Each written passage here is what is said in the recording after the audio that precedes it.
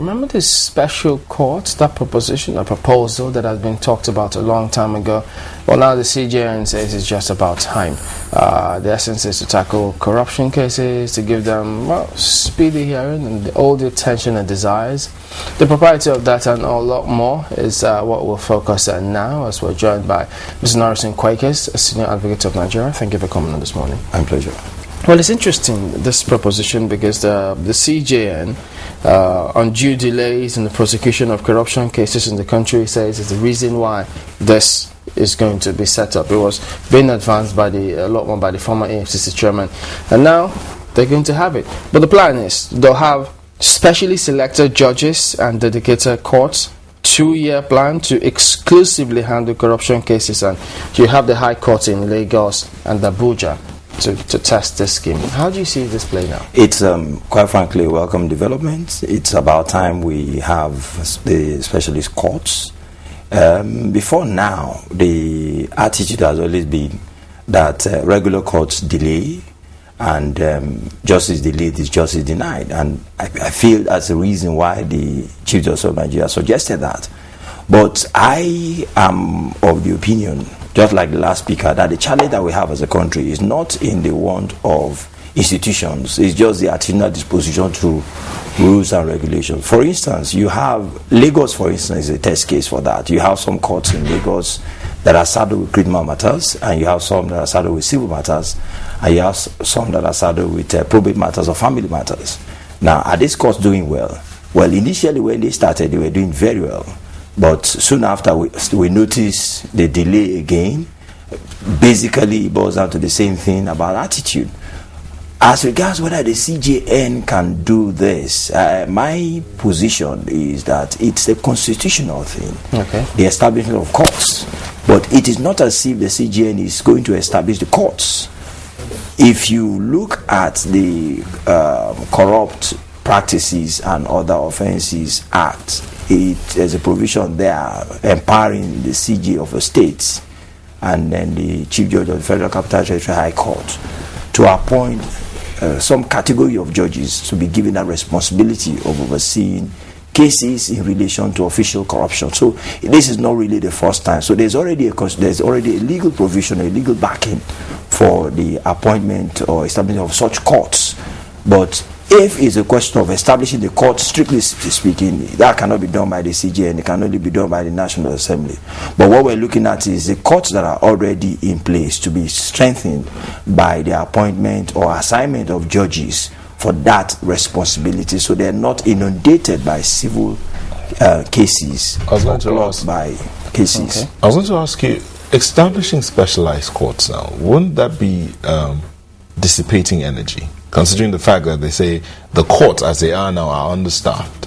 I don't think so. You see, what we have in place, for instance, election petitions sometimes work as a drawback, in the sense that you have judicial officers who are saddled with cases in their various courts being appointed to oversee election tribunals. So the period that they are off court, so to speak, their cases pile up.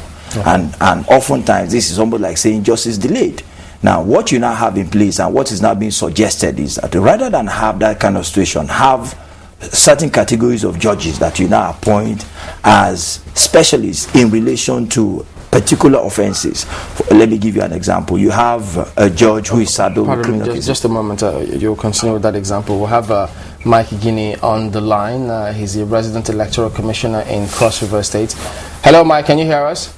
Yes, I'm hearing clearly. Okay, well, fine here. There's this, don't know if you've seen today's headlines, court stops Cross River governorship elections, and you all have been preparing for this. So, what's going to happen now? Are you going to go ahead with the elections this Saturday? Well, first and foremost, I must say here that I was actually woken up at about 12 midnight. By people who were anxious to get clarification on this developing event. And so this morning I've been making efforts to get in touch with Abuja with respect to this issue you referred to. but I think very clearly, let's get a few things clarified. When a court of law says that parties to a matter that has been brought, particularly the commission, should appear before it with respect to events that will take place 2 days after or 3 days on Saturday, that itself does not mean an order that event should not take place. We are not conducting election today, nor tomorrow, a day after tomorrow. So when the court says come on Thursday, it is as from Thursday that you can clearly have a direction with respect to the issues in question. I think that is how much I can say on that matter now. There is no order to that effect. At best, as we normally will say, is that if a court says, please show a cause, show cause why event you want to do at a certain date could not be questioned one way or the other. That itself does not mean an order at the moment, because on Thursday, from what I've heard, until I get the full details, the parties were expected to be in court. Okay. All right. Other than that, do you have any challenges about the forthcoming elections this Saturday? Yeah. Well, of course, we must all know that this has been an election slated for last year, April last year, but for the intervention of the courts. And when the apex court of the land has finally given a decision with respect to the 5 affected states, what we did was to raise the tempo of preparations that we actually started since 2010. And so for us, it's been work in progress in that basically we are not reinventing anything in this election. There's nothing basically new in the sense that the 18 local governments of Cross River State remain 18 local governments. The 193 registration areas, which we call wards, remain same. Ditto the fact that in Cross River State you have 2,283 polling units. All of these data where this event, areas where this event will take place, they have not changed. What we'll be focusing on, which we have been doing so much in respect to, has been the area of training the adult staff that we require for this exercise. We need 1 returning officer, you need 18 LGA collection officers, 193 work collection centers, 2,283 PU, where we will require the NYC core members to man, and of course with the creation of the concept of voting points for the purpose of ease accreditation and ease of voting, which we have a total of 4,248. With the reserve we have put in place, all to place 7,170 staff in the last 2 weeks. Okay. Since January precisely, we have been doing a measure of preparation in terms of training, and that training has been on. As a matter of fact, with respect to training, I would say that the Commission has also done here was to integrate the entire training of the adult staff for effectiveness at the PU by integrating training into the community development days of the NYC. And in this respect, our partner, the NYC, they have done so well. So, with respect to training, we have done a great deal of training, and we expect that the quality, the standard, the output should be higher than what we did last year. And of course, here in Kosovo, basically, what we are doing there, we have had our template here, and there's no deviation from that template. Okay. And that is why the level of sanity, the level of orderliness that you witnessed here last year is what we are going to build on by the time this election will also take place. All right, then we'll definitely keep tabs on this matters, especially with this Thursday's court summons. we'll keep tabs and let you know how it all play out. Thank you very much indeed. Thank you, Chamberlain. It's my pleasure. All right then, Resident Electoral Commissioner, Cross River State. All right, let's get back to this. Pardon us for that. Well, he just explained what that means. So, because these headlines have a way of just causing some sort of panic, saying, wait a minute, does he throw spanners in all the works? But he's explained it. So when they do appear on Thursday, I think they'll take it from there. But you're going to make your point about what the scenario definitely will be. Yes. In special courts. Yes, I started by saying that it is not out of place that special courts are being established, and I referred to the Corrupt Practices and Other Offences Act that provides for the appointment of judges to man courts in relation to corrupt offences or corrupt cases. The CJ of the state and the CJ of the Federal Capital Territory High Court are empowered to empanel or to appoint judges in their various divisions with that responsibility. So what the CJN to a large extent is suggesting is not one of establishing these courts in terms of new courts.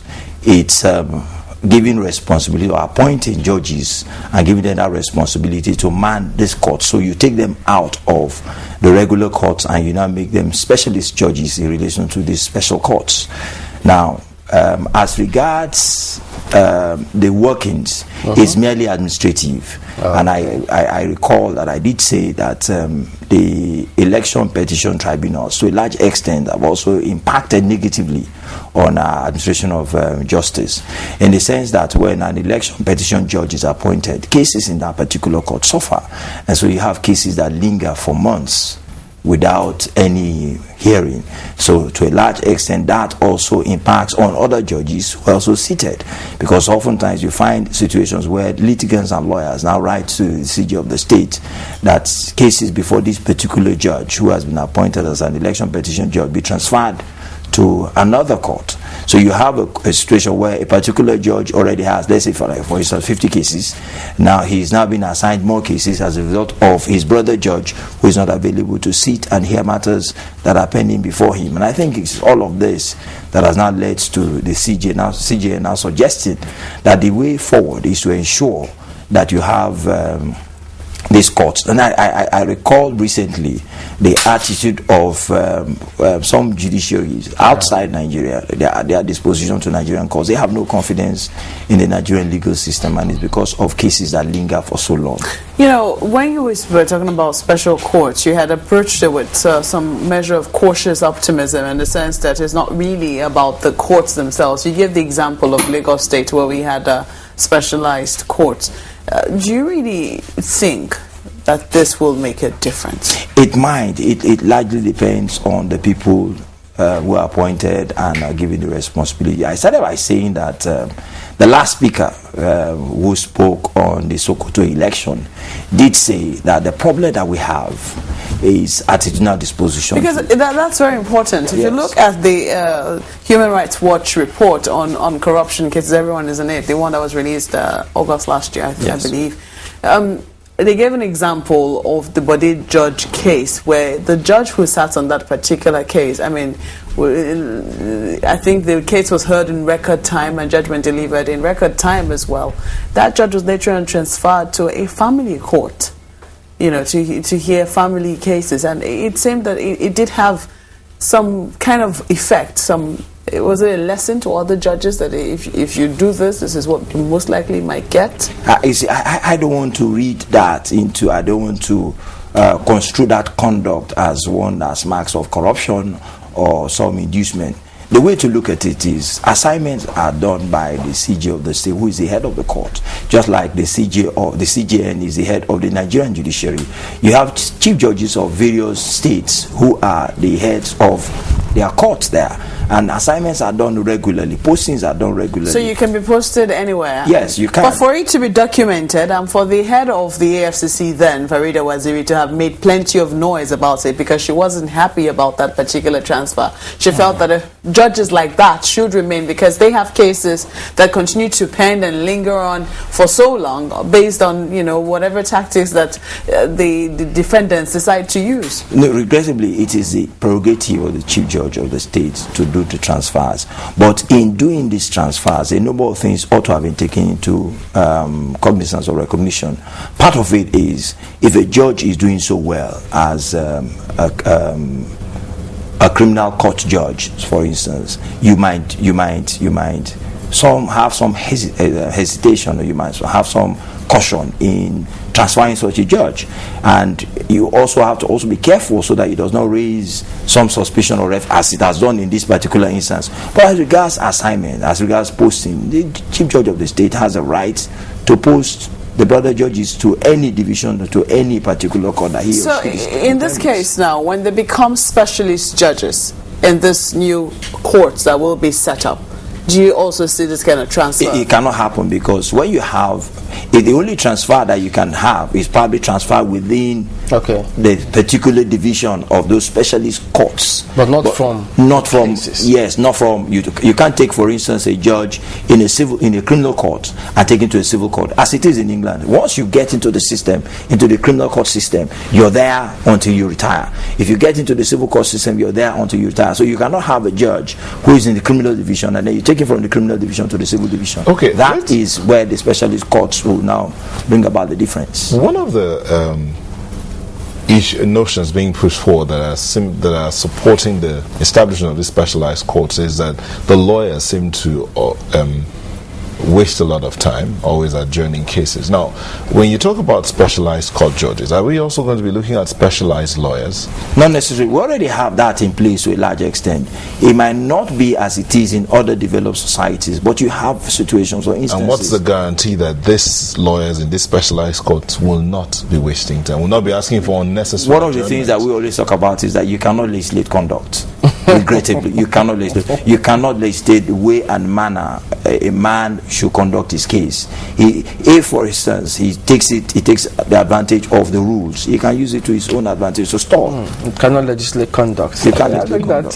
That's an interesting one because one wonders. So does that mean that if a lawyer comes to maybe one of those special courts, the judge cannot say, well, I'm afraid we have to expedite actions on this matter? Can the judge say that? He can. The judge is in control of the proceedings in his court. Now, I'll give you a particular example. Suppose the lawyer comes to court and he says he's indisposed, and for that reason he can't go on. You can't force him to go on. You can't force him to go on. He comes to court and he says he's indisposed. He comes to court and says he's bereaved. Can the judge then decide to throw out the case at that point? He can't, regrettably, because that's part of the constitutional requirement of fair hearing or fair trial. You can't dispose a case that is pending before you for the reason that the lawyer came before you and said he's indisposed. Is that not taking us back to square one, where we're talking about we need specialized courts because these other courts, the normal courts, are inundated with cases and they're wasting time in handling the corruption cases? You remember I started by saying that the challenge that we have as a country and as a people is our attitude.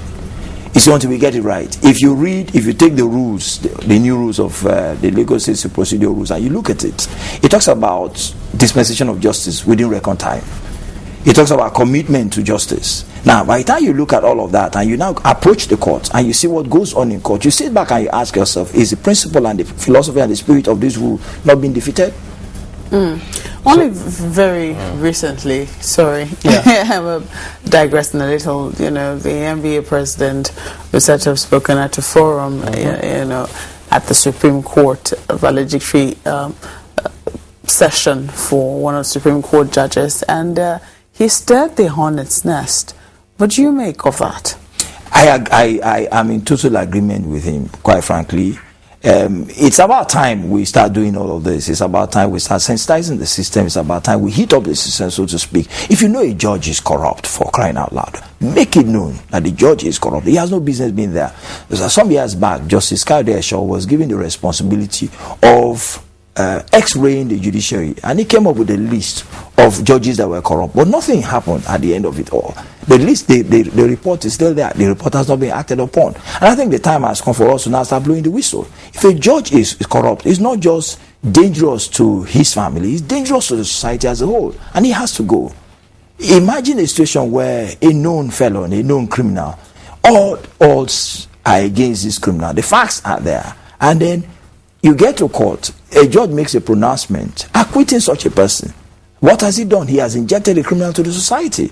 And then the general perception again of the larger societies, why would you release a man that the evidence against him is overwhelming back into the same society? So if a judge is corrupt, it should be exposed, and if it's possible, be dismissed. While no action has been or has been taken presently, what do you think that statements like that do for the image of the judiciary, especially in the light of the fact that it's gone through several batterings, as it were, not too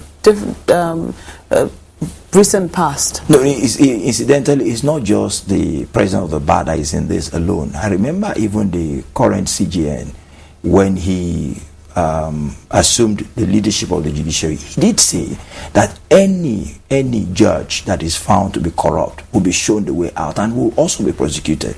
So it's not as if he himself is not aware of what is going on.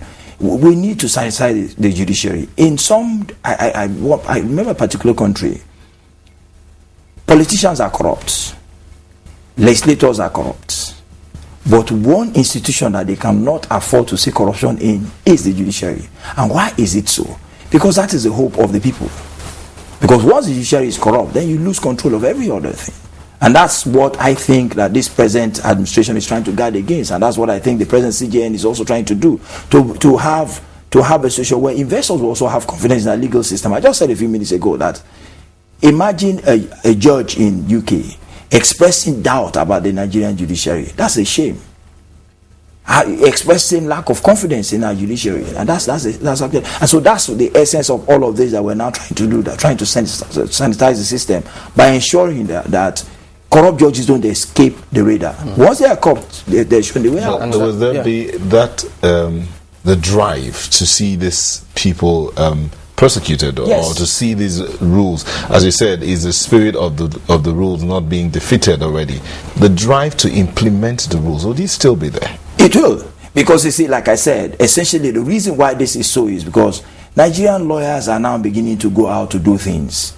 Investors are also desiring to come in. Now, if there's a breach, a contractual breach, and you now go to court, you want to see that the matter is expeditiously dealt with.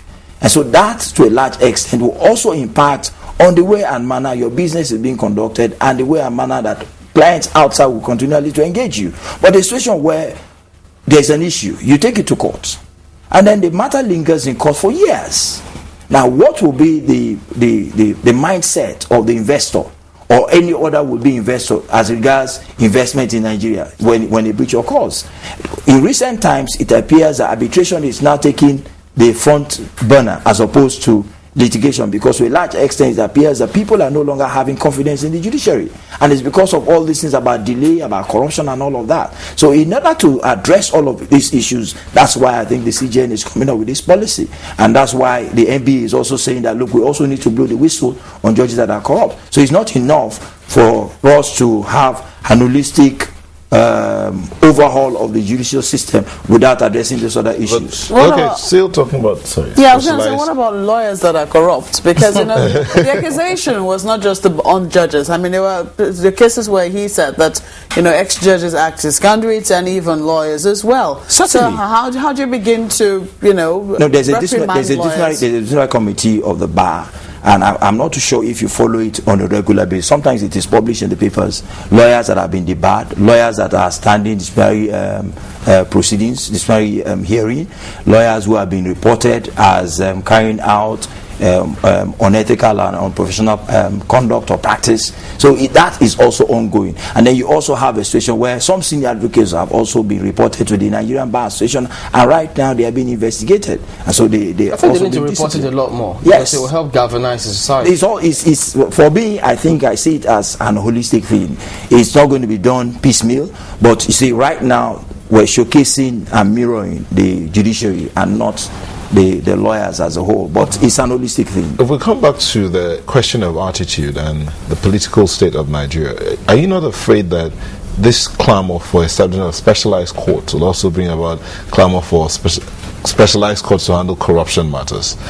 You're sure it will not bring about another call for other specialized courts to handle all sorts of things? Not necessarily. You know, I started by saying that what is being clamored for is not something that is not backed by law. And I refer to the Corrupt Practices and Other Offences Act. There's already a provision in that. I'll also tell you that we have the Code of Conduct Tribunal. Code of Conduct is separate. Code of Conduct is separate. And Code of Conduct is also provided for in the Constitution.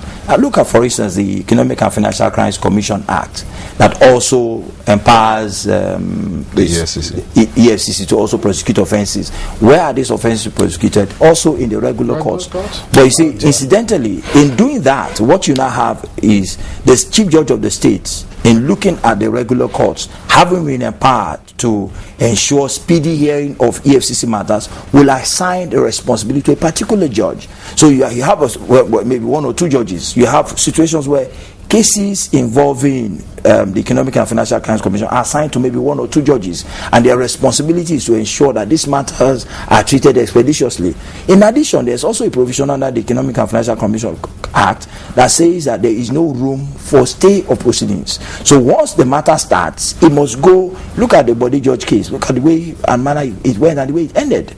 You're expected to treat this. Sometimes you sit day to day in order to ensure that you deliver on the assignment given to you as a judge. But there are some of those cases, for instance, the financial corruption cases that have been, some of the people have been bailed, and up till now the case, nothing has been said about the case. See, again, that is not the fault of the judge. Now let me give you a particular example. Those governors that have been tried in some of those courts, there's no governor except for Alames here. There's no governor that has been jailed or that has been convicted or sentenced, but the matters are still there lingering. Why is it so? It's very simple. Sometimes it could be as a result of certain loopholes in the way the proof of evidence is presented to the accused persons. Sometimes it could also be that the lawyers for the defense, and these are the accused person, they are also looking at certain loopholes also in the procedure to further delay the hearing of the matter. The Al-Mustafa's case, look at how long he lingered before the final trial, sentence and conviction. Ordinarily, this shouldn't be.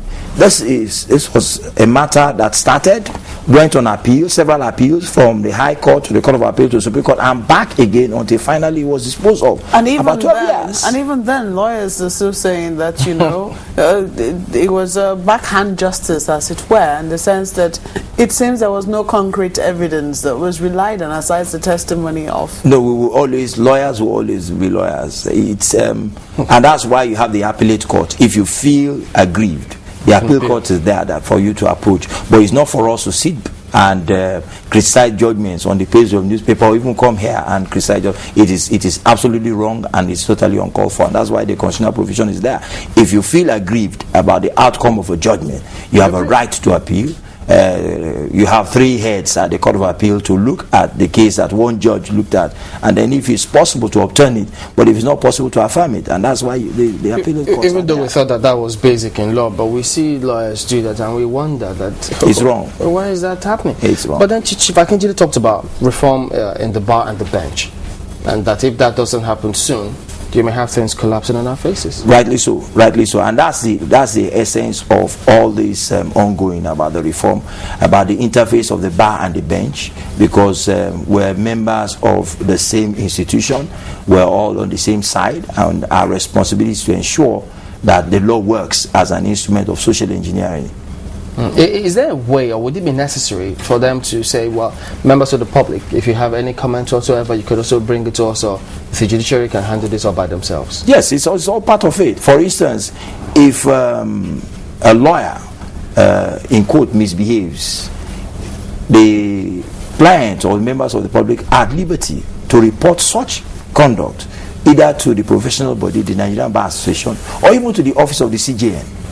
It's there in our rules. But the challenge that we have is because this is not a well-informed society, a lot of Nigerians don't know how to address some of these ills and some of these wrongs that lawyers also exhibit in the course of their professional work or conduct. Okay, assuming this special court is over and done with, and then they're set up, will the cases that are being tried in regular courts be immediately transferred to those cases, or fresh cases? No, it depends. It's possible that such cases can be transferred. It is also possible that you could have fresh cases being filed there. And I'll give you an example. The National Industrial Court, after its creation, and after its empowerment as a court of coordinate jurisdiction with the state high court, certain matters that were meant for that particular court were transferred to the court. So you could have a situation where cases that border on less official corruption pending in regular courts will be transferred. It depends on the judge. The judge might decide that this is not a matter that I can no longer handle, that a judge has been appointed to hear corruption cases. I hereby transfer or assign this case to the CJN for onward transfer to the specialist courts. Okay, it's merely administrative.